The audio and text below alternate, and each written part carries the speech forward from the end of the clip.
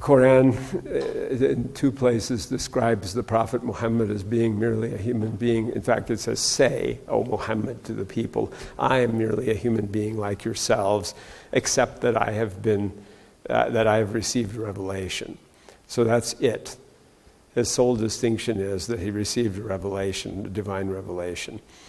In other verses, there are some other descriptions of the Prophet, for example, as a witness, a bearer of good news, and a warner, all of which are things which actually are incorporated in the idea of him having a revelation. So it's merely a revelation from God, that's it.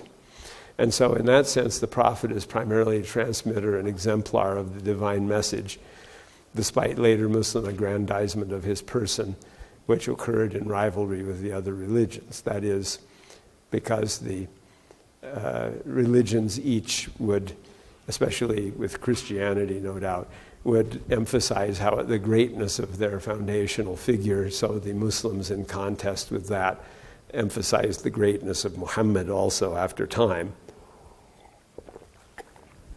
But the Quran doesn't seem to imply that so much. It implies more that he is the medium of revelation.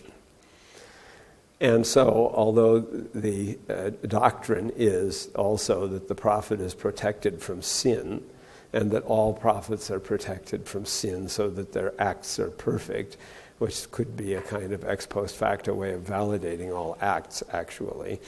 The Quran says otherwise in another place, that we have produced for you a clear victory so that God may forgive what has preceded of your sin and what has followed.